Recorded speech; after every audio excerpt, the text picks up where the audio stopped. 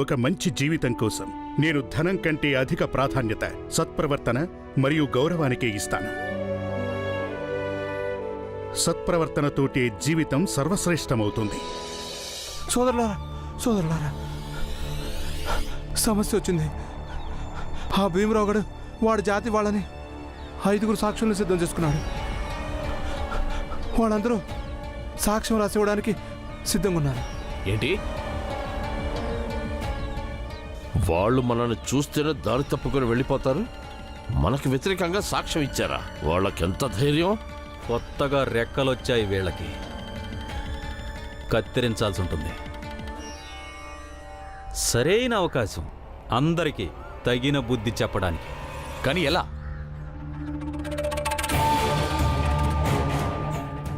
ఒక పని చెయ్యి. వాళ్ళ జాతి వాడిని ఒకరిని పట్టుకురండి. ఆ సాక్షి సంతకం చేసే వాళ్ళకి చెప్పిద్దాం.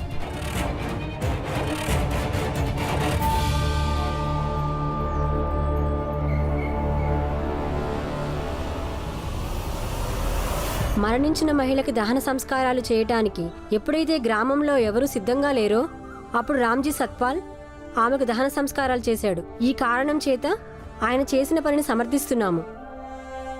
దానికి రుజువుగా మేమందరం వేలిముద్రను వేస్తున్నాము.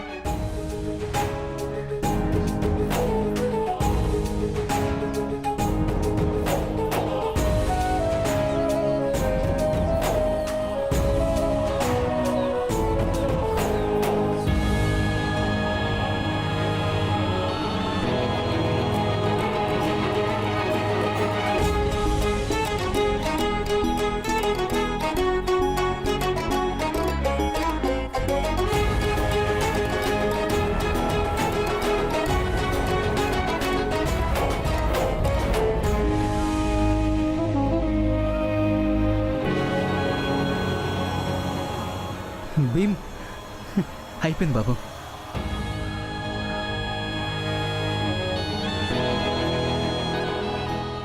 బాబాయ్, మీరందరూ చేసిన ఈ మేలు నేను జీవితంలో ఎప్పటికీ మర్చిపోలేను. ధన్యవాదాలు. పద పురంజన్ బాబాయ్.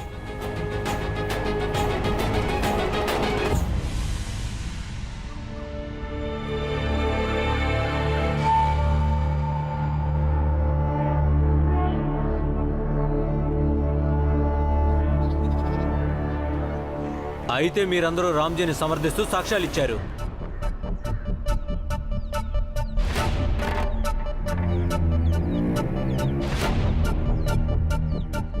వెళ్ళండి, వెనక్కి తీసుకోండి. వెళ్ళి సాక్షి పత్రాన్ని వెనక్కి తీసుకోండి.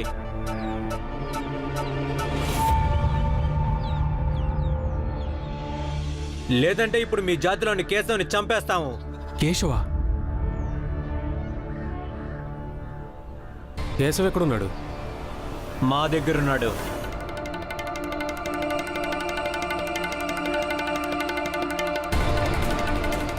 ఇప్పుడు మీరందరూ వాడి తరపున కేసు కూడా పెట్టలేరు.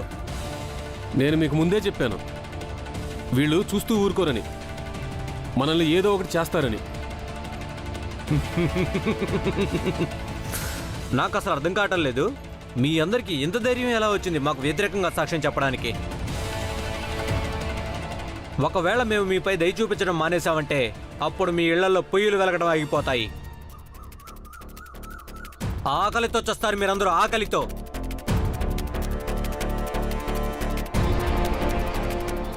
అయినా మీ స్థితికి ఎంత పొగరా? మీరందరూ మాకు విరుద్ధంగా సాక్ష్యాలు ఇస్తారా? నా ముఖమేం చూస్తావు? వెళ్ళు, సాక్ష్యపత్రాన్ని తీసుకురా, లేదంటే మీ ఎవ్వరికి మంచిదిగా చెప్తున్నా.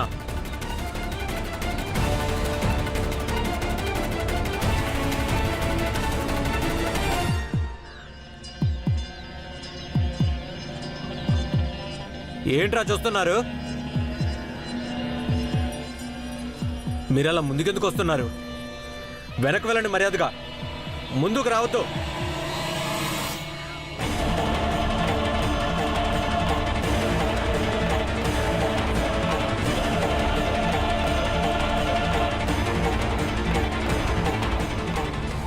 ఎవరు దగ్గరికి రావద్దు, దూరం.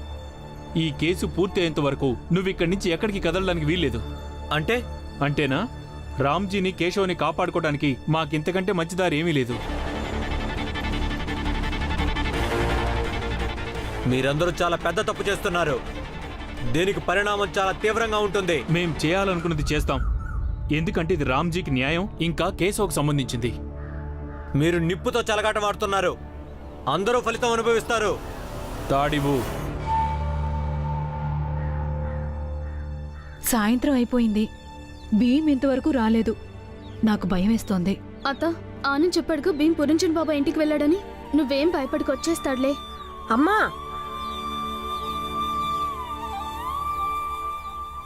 ఏమైంది? 5 సాక్ష్యం సంపాదించానమ్మా.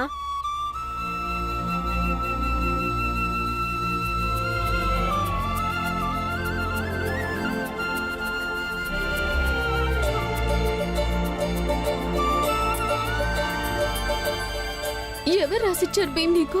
ఒకటి పురంజన్ బాబాయ్ రాసిచ్చారు, అలాగే మన జాతికి చెందిన వాళ్ళు ఇంకో 4 రాసిచ్చారు.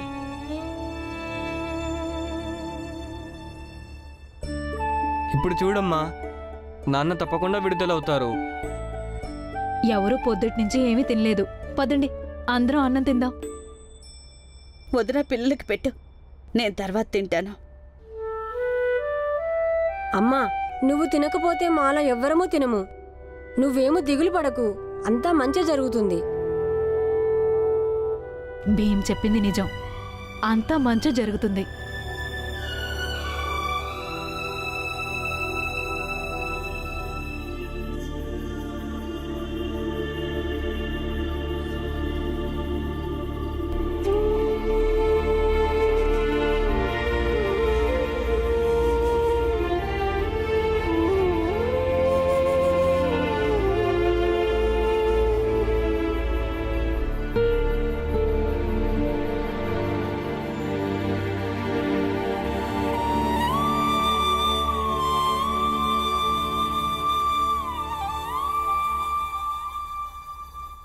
అమ్మా, ఏం చేస్తున్నావు నువ్వు?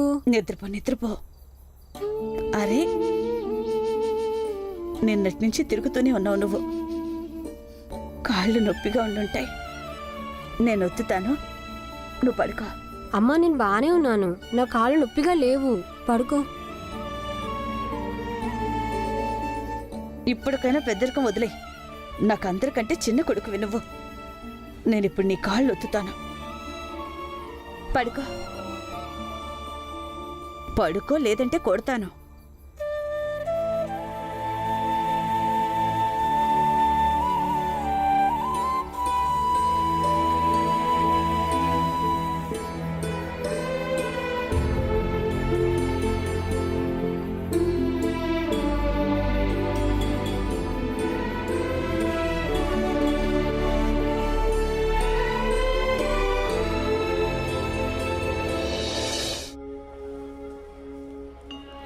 వదినమ్మ, వాంగ్మూల పత్రం తీసుకొచ్చాం. ఇకంతా మంచి జరుగుతుంది. ఇప్పుడు వకీల్ గారికి ఫీజు, వాంగ్మూల పత్రం ఇచ్చేస్తే సరిపోతుంది. ఈయన తొందరగా విడుదలైతే చాలు. తెలీదు ఆయన అక్కడెంత బాధపడుతున్నారో. అమ్మా, నువ్వేమీ దిగులు పడకు, అంతా మంచి జరుగుతుంది. Barrister sir, barrister sir, barrister sir. ఏంటి విషయం? అమ్మా, డబ్బులు ఇదిగో తీసుకోండి. మొత్తం 50 ఉన్నాయా? అవును.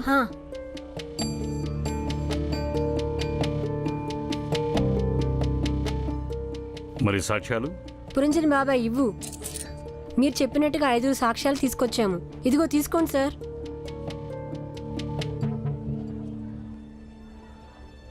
సరే సార్, రేపు న్యాయస్థానం ఉండదని అంటున్నారు. ఎప్పుడు ఉంటే అప్పుడు నేను వస్తాను.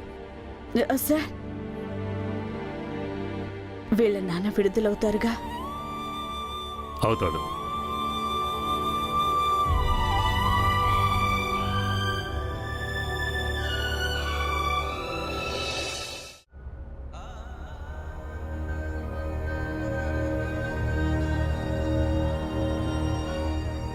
ఇంటి దగ్గర అందరి పరిస్థితి ఎలా ఉందో తెలీదు. మంజుల, తులసి చదువుకుంటున్నారో లేదో. నేను ఆశిస్తున్నాను ఆ రోజు నేను చెప్పాను కదా నా పిల్లల మీద మంచి ప్రభావం చూపించిందని.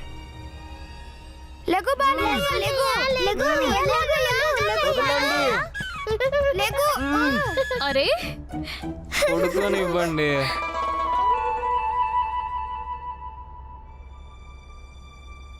నన్ను నిద్రపోనివ్వండి.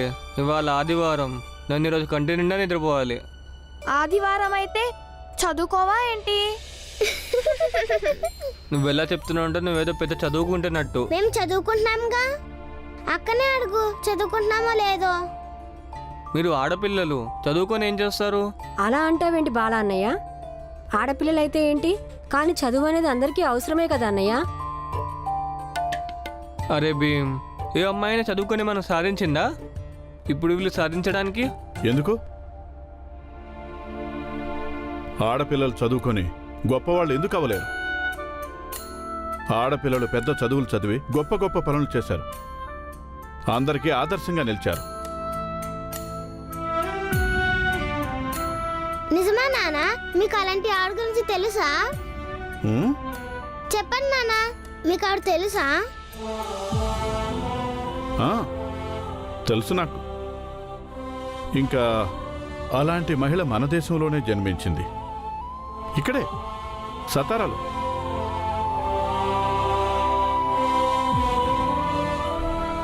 సరే, ఈరోజు మీకు నేను ఆ మహిళ కథ చెప్తాను. అప్పుడు మీరందరూ కలిసి నిర్ణయించుకోండి, అమ్మాయిలు బాగా చదువుకొని ఏదైనా సాధించగలరా లేదా అన్నది.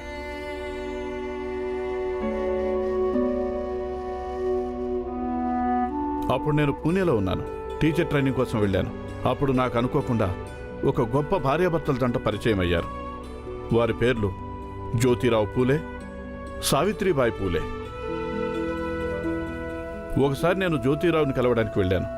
అప్పుడు ఆయన నాతో చెప్పారు, ఈ ప్రపంచంలో అందరికంటే ఎక్కువ సృజనాత్మక శక్తి ఎవరిలోనైనా ఉంది అంటే అది ఒక స్త్రీలోనే. ఒకవేళ స్త్రీలకి సరైన అవకాశాలు ఇంకా స్వతంత్రతను ఇచ్చామంటే అప్పుడు ఆమె చాలా మంది జీవితాల్ని అందంగా తీర్చిదిద్దగలుగుతుంది. రామ్జీ గారు, ఇది నా స్వానుభవంతో చెప్తున్నాను. తీసుకోండి. మీరు తీసుకుంటారా?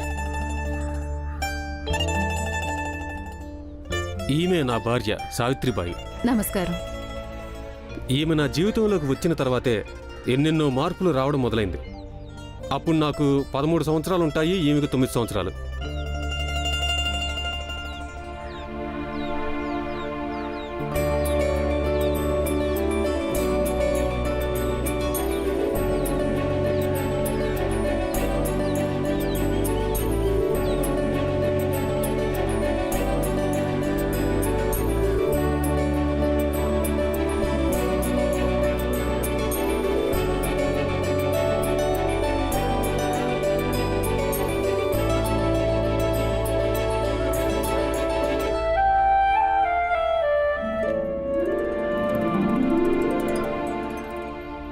నేను జ్యోతిరావుకి సవతి తల్లిని, కానీ ఈ రోజు నుంచి నీకు సొంత అత్తలా ఉండడానికి పూర్తిగా ప్రయత్నిస్తాను. అమ్మ, సవతి తల్లి అన్న మాట అనొద్దు. నా సొంత తల్లి బ్రతికి ఉన్నా కూడా నన్ను ఇంతగా ప్రేమించేది కాదేమో.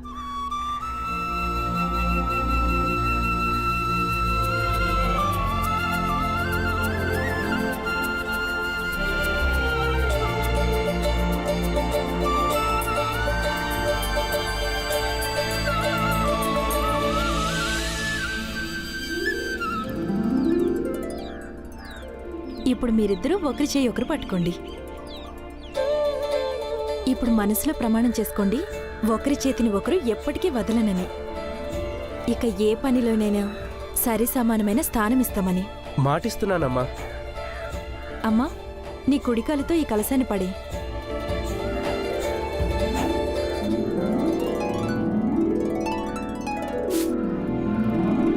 లోపలికి రండి. రా, నీకు కొన్ని ముఖ్యమైన విషయాలు చెప్తాను. సరే అత్తయ్య. ఆగు బాబు, ఈరోజు నుంచి నీ కొత్త జీవితం మొదలైంది. వెళ్ళు, నీ నూతన జీవితాన్ని ఇప్పుడు కొత్త బాధ్యతలతో స్వీకరించు. అలాగే నాన్న.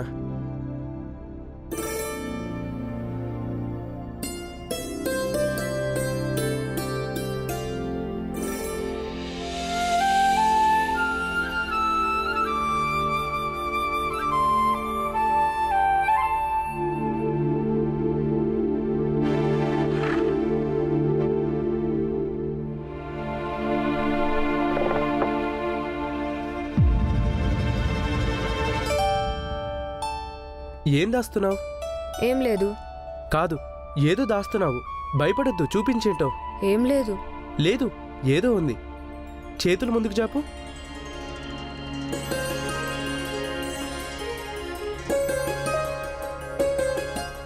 దీంట్లో దాచిపెట్టాల్సిందేముంది? నాకు అసలు చదవటం రాదు. నీకు చదవటం రాకపోతే మరి పుస్తకం ఎందుకు తీసుకున్నావు? ఎందుకంటే నాకు చదవటం అంటే చాలా ఇష్టం. ఒకసారి నేను పుస్తకం తీసుకున్నాను, నాన్నగారు లాగేసుకున్నారు. ఇంకా ఏమన్నారంటే ఈ చదువులన్నీ ఉన్నత జాతి వాళ్ళకే సొంతమని, మనం చదువుకోవటం పాపం అన్నారు. బాగా గట్టిగా అరిచి ఎంతో తిట్టారు నన్ను. ఆ తర్వాత పుస్తకం ముట్టుకునే ధైర్యమే చేయలేదు నేను. ఈరోజు నాన్న లేరుగా, అందుకే పట్టుకొని చూస్తున్నాను.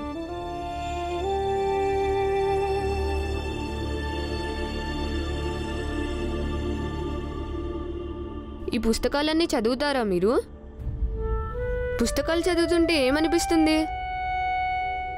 ఈ పుస్తకాన్ని చదివిన తర్వాత ఏమనిపిస్తుందంటే ఏదైతే ప్రపంచం కనిపిస్తుందో ఆ ప్రపంచం కేవలం అంతేకాదు, నిజానికి దానికన్నా ఎన్నో రెట్లు పెద్దది. దాన్ని అసలు ఊహించను కూడా ఊహించలేం మనము. ఎంత కనిపిస్తుందో అంతకన్నా పెద్దదా? అదెలా సాధ్యమవుతుంది? నువ్వు కూడా చదువుకుంటే ఆ అద్భుతాన్ని నువ్వే అర్థం చేసుకోగలవు. నీకు చదువుకోవాలనుందా చెప్పు. కానీ ఎలా? ఇక్కడ మీ ఇంట్లో ఒకవేళ ఎవరైనా చూసారంటే అప్పుడు? ఒకవేళ ఎవరికి తెలియకపోతే నువ్వు చదువుకుంటావా? సరే, నీకు ఇంకా ఏమేమి ఇష్టం? చుక్కలు లెక్క పెట్టడం. ఏంటి? అమ్మా, నిద్రపోవా నువ్వు? రా.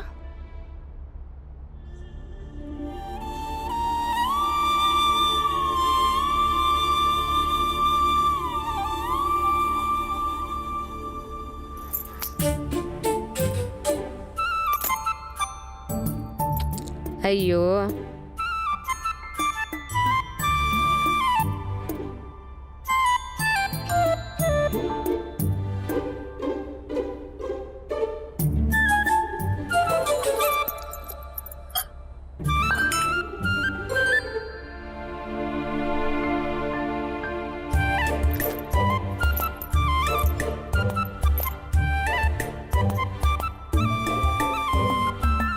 ఉదయం తొందరగా లెగిచే అలవాటు నాకు. మిమ్మల్ని లేపడానికి వచ్చాను, కానీ మీరు నిద్రపోతున్నారని లేపలేదు. అందుకే ఇక్కడ కూర్చొని ఆడుకుంటున్నాను. ఇంకెప్పుడు ఇలా ఆడనులే. ఎందుకు ఆడవు? తప్పకుండా ఆడుకో. అన్నట్టు నేను మధ్యాహ్నం నిద్రపోతున్నప్పుడల్లా నువ్వు వెనక గుమ్మం గుండా తోట దగ్గరికి వచ్చేయి. అక్కడ నేను నీకు చదువు చెప్తాను.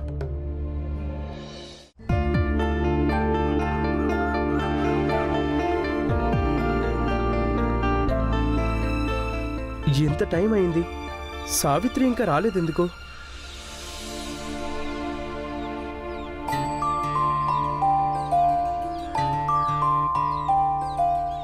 అక్కడున్నారా?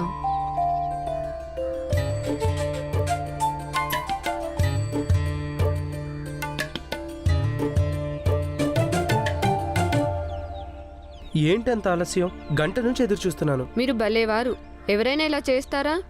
నిన్న పెళ్ళైంది, వాళ్ళు చెప్పేశారు ఇంటి వెనక తోట ఉంది, తోటలోకి రా అని. అరే, అసలు దారి కూడా సరిగ్గా చెప్పలేదు మీరు. ఏం పర్వాలేదు, వచ్చేసావుగా. మనుషులు దారులు వెతుక్కుంటూ చేరుకుంటూ ఉండాలి. సరే, ఇక చదువు మొదలు పెడదాం పద. అయినా మీరు నన్ను ఎందుకు చదివించాలనుకుంటున్నారు? ఎందుకంటే చదువుకి ఎంతో శక్తి ఉంటుంది.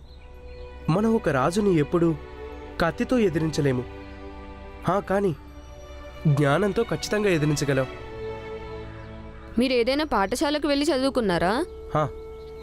కానీ పాఠశాలలో నన్ను జాయిన్ చేసుకోవడానికి ఒప్పుకోలేదు. కానీ తర్వాత ఏదో విధంగా నేను ఆ పాఠశాలలో జాయిన్ అయ్యాను. ఇక నేను చదువుకోవటం మొదలుపెట్టాను. సరే, ఇక దృష్టి పెట్టు.